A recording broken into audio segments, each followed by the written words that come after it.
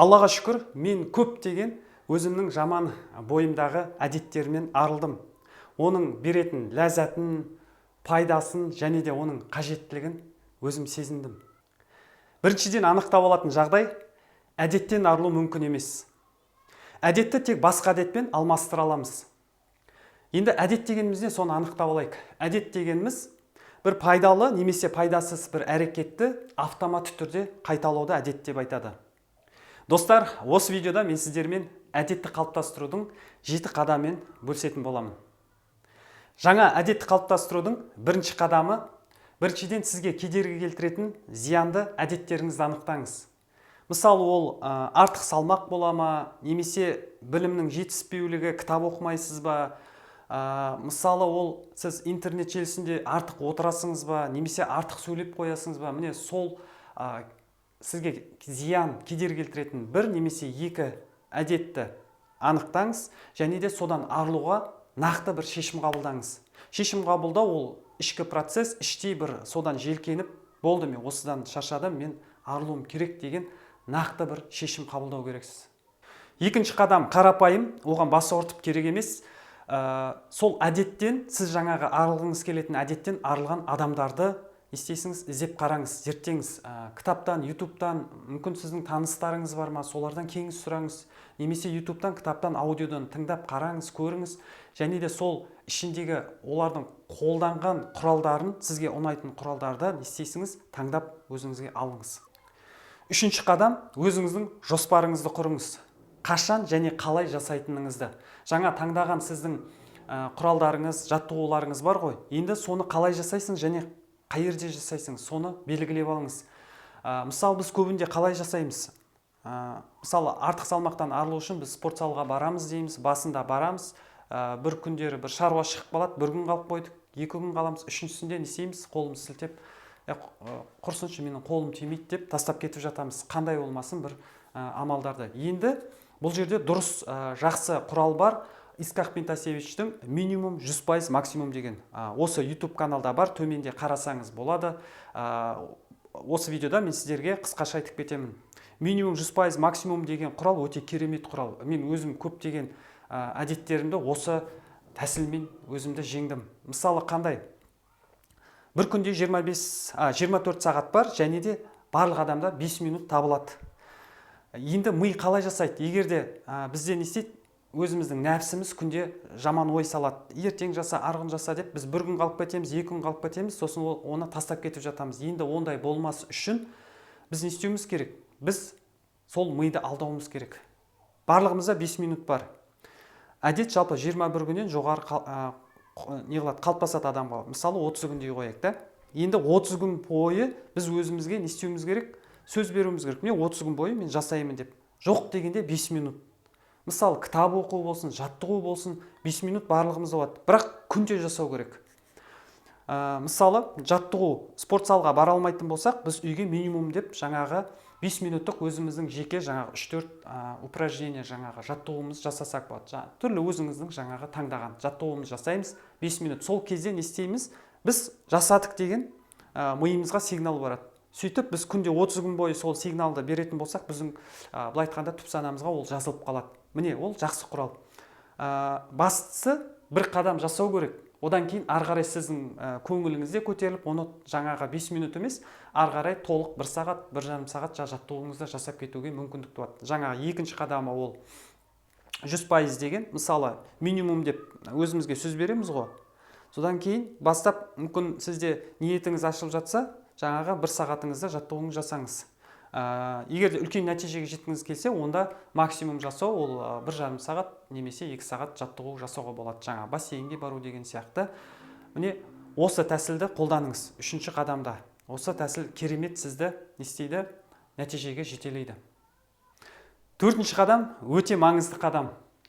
Бұл қадамда мен сіздермен 2 жолмен бөлісетін боламын. Бірінші жол ол адамдарға сыртқы бақылаушы керек. Бір мақсатқа жету үшін, немесе жаңа амалдар жасау үшін бізге сыртқы бақылаушы керек. Көбінде адамдар өздігінен амалды жасай алмайды. Жарты жолдан тастап кетеді. Сылтау айтады, ұйықтап қалады, тағы басқа амалдармен тастап кетіп жатады. Сондықтан бізде егерде сыртқы бақылаушы болса, бізде ұялғаннан немесе жаңағы сол адаммен келісіп алатын болсаңыз, егер де мен осыны жасамасам өзіңіздің төлеуге дайын емес ақшаңызды беремін деп сізге қиын түсетін, мысалы қомақты ақша 20 мың, 50 мың, әркім жағдайына қарай, соны егер бір күн жасамасам мен сізге осындай ақша беремін деген келісім болса, сізде не болады? Сізде алға қарай жүруге стимул болады. Міне осындай сыртқы бақылаушы табыңыз. Мысал келтіргенде ол қалай жұмыс жасайды? Көбінде біз үйде демалып жатқанда бізге біреу телефон шалса, қонаққа бара жатырық деген. Біз не істейміз? Шұғыл түрде біз үй жинап кетеміз, дайындаламыз сол қонаққа. Сол секілді бізге де не керек? Сыртқы бақылаушы керек.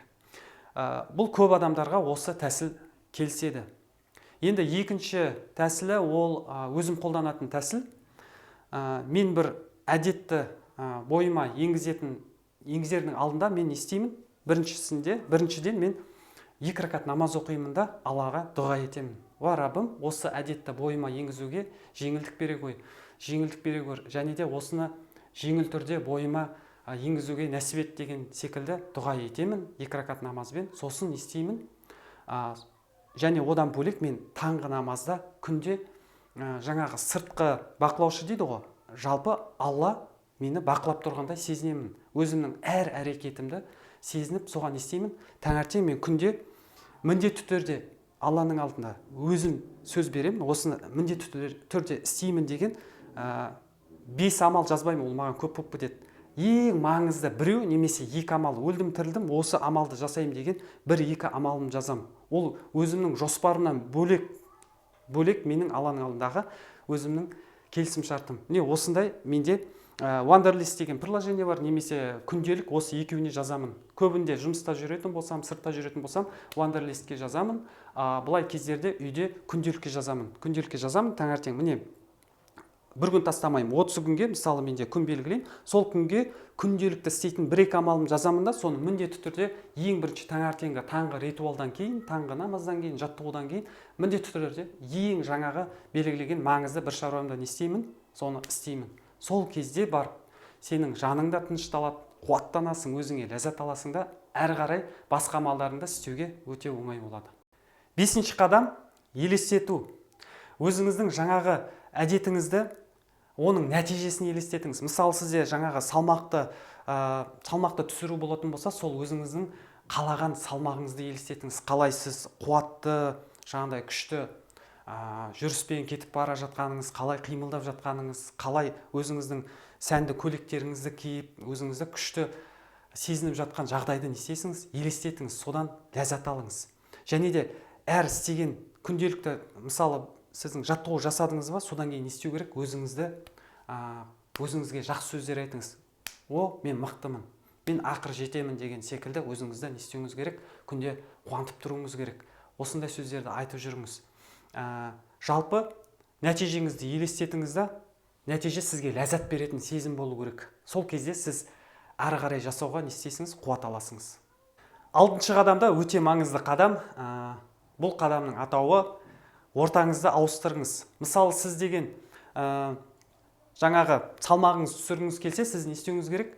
Сол ортадағы, мысалы шипингке қатысатын болсаңыз, спорт залға баратын болсаңыз, сол жердегі адамдармен жиі араласып тұрыңыз. Солардың тобымен жаңағы көп әңгімелесіңіз. Жаңағы WhatsApp группа бола ма, Telegram группа бола ма, сол жерде ой бөлісіп, солармен көп жиі әңгімелесіңіз. Немесе сіз жаңағы білім саласында, мысалы сіз бизнес тілдерін үйреніп жатсаңыз, сол бизнес топқа қосылыңыз. Сол жерде көп не істейсіңіз? Ойыңызды бөлісіп тұрыңыз. Немесе жаңағы ер адамдар темекісін тастай алмай жүр ма, темекі тартатын адамнан аулақ жүріңіз. Себебі ол сізге қиын болады. Егерде темекі тартатын адамдардың қасында жиі жүретін болсаңыз, сізде не істейді? Соларға тартып тұрады. Психологиялық түрде закон маятник деген бар. Сізді соған тартып тұрады. Мысалы, өсек айтатын адамдар көп әйелдер айтқысы келмейді.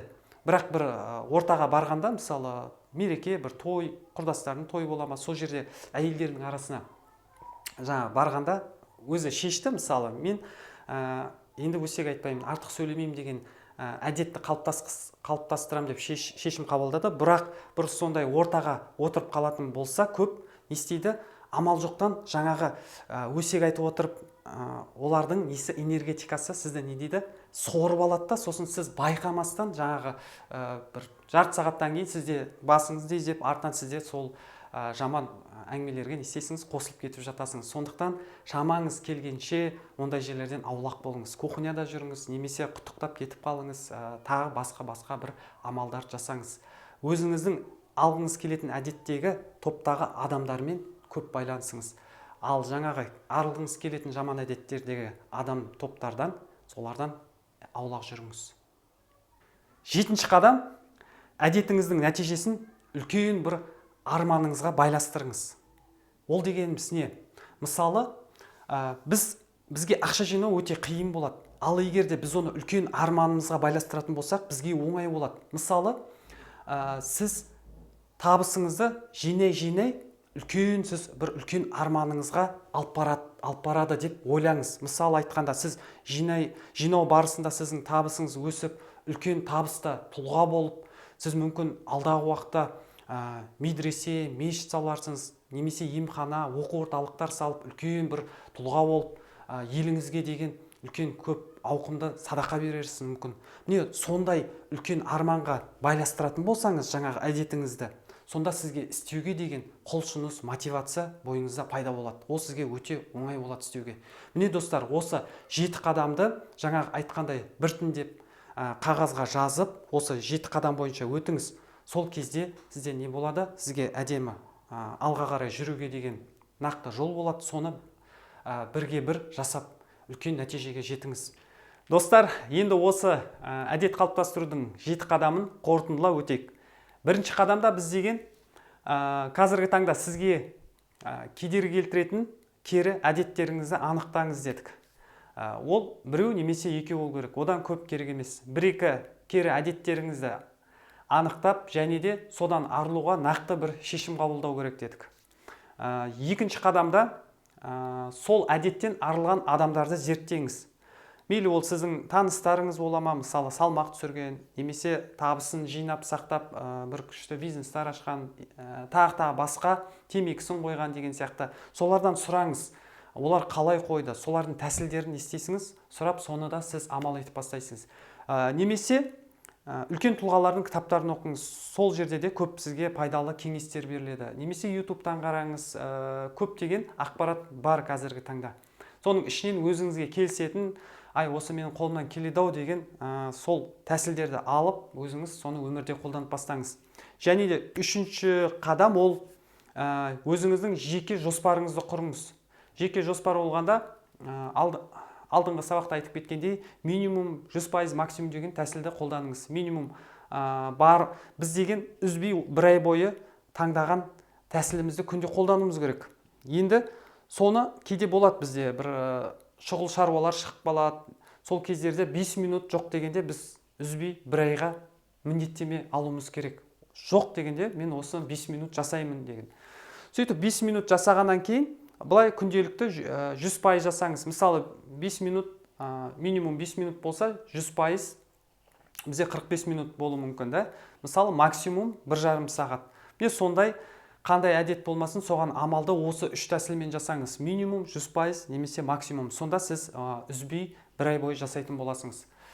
Бізге нақтылық керек, күнде тұрақтылық керек. Тұрақтылық болса, біз деген істейміз, нейронды жолдарымызға ол әдет болып қалыптасып қалады. Және де 4-ші қадам, бізге сыртқы бақылаушы керек дедік. Сыртқы бақылаушы. Сыртқы бақылаушы біздің алға қарай жүруге деген стимул болады. Біз оған сөз береміз, және де сол сөзімізде тұру үшін күнде амал жасауға талпынамыз біз деген. Және де оған андай не қылсаңыз болады. Егер де мен жасай алмай қалсам, сізге осындай ақша берем деген сияқты, әйтеуір сізге стимул болатын, сізге қиын түсетін бір ақшамен келсесіңіз. Екінші жағдайда, өзімнің жағдайымда, мысалы, Аллаға есеп беру деген тәсіл бар. Оны мысалы әрбір әдетті бастарда жаңағыда 2 ракат намаз оқып, дұға етіп, Алладан жеңілдігін сұрап, соны бастап кетесіңіз де күнде Алланың алдына есеп беріп тұрасыңыз. Сезінесіңіз, ол сізді күнде бақылап жүргендей, сіз өзіңіз соған талпынып бастайсыңыз. Себебі сіз ұяласыңыз, көріп бір өзіңіздің нәпсіңізді не істейсіңіз, сындырып бастайсыңыз. Сөйтіп күнде амал етіп, ол да сізге үлкен пайдасын тигізеді. 5-ші қадамда әдетіңіздің нәтижесін елестетіңіз. Мысалы, сіз табысты жинайтын болсаңыз, сол қомақты ақша жинағаныңызды елестетіңіз. Немесе сіз салмақ түсіргіңіз келе ме?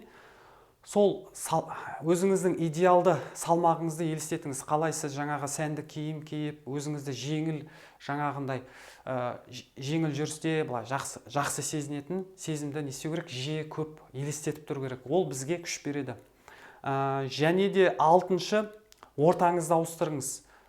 Күнделікті бір амалды етіп, басқа нәтиже күту, ол ақымақтық деп оны Эйнштейн айтқан. Сондықтан біз деген, мысалы, темекі тартатын адамдар жаман әдетінен айырылғысы келсе, темекіні тастағысы келсе, ол темекі тартатын адамдардың қасында көп жүруге болмайды. Ол басқа, керісінше жаңағыдай спортпен айналысатын адамдардың қасында не істеу керек? Көп солармен қарым-қатынаста болу керек. Және де жетіншісі, ол әдетіңіздің нәтижесін үлкен бір арманыңызға байластырыңыз. Мысалы, жаңағы табысты жинау болатын болса, күнде бір 20%, 10% табысыңыздан сақтап жинайтын әдетке айналдырғыңыз келсе, әрине ол қиын. Енді оның түбінде сізге не затқа апаратын, қандай сізге нәтижеге шығаратын, соны ойлаңыз. Мысалы, соны сақтау арқылы ертең бір үлкен бір бизнесіңізді дамытасыңыз. Сол арқылы ертеңгі күнде сіз еліңізге, отбасыңызға деген көп садақа көмек бере аласыңыз. Мысалы, медресе ашасыз ба, тағы басқа өзіңіздің арманыңызға, үлкен арманыңызға жеткізетін бір амал деп есептеңіз. Егер де мен сол амалды күнде жасап әдетке айналдырсам, ол менің осы үлкен бір өмірдегі бір түпкі үлкен арманыма жеткізеді деген сондай не істеу керек? Байластыруыңыз керек. Сол кезде ол сізге күш береді. Міне достар, осымен 7 қадамды сізге айтып өттім. Егер де сізге осы видео пайдалы болып жатса, өзіңізге бір құнды ақпарат алып жатсаңыз, лайк басыңдар, достарыңызбен бөлісіңіздер, және де осы YouTube каналға тіркеліңіздер, қоңыраушаны бассаңыз болады. Сізге күнделікті біздің апта сайын шыққан видеомыз сізге барып тұрады. Міне достар, сізге Алла баршаңызға алдағы уақытта өзіңіздің бойыңызда өзгертетін әдетіңізді өзгертіңіз келсе, Алла сізге жеңілдігін берсін, және де сізге тезірек сол әдетті қалыптастыруға нәсіп етсін. Рахмет, келесі видеода кездескенше қош аман болайық ағайын.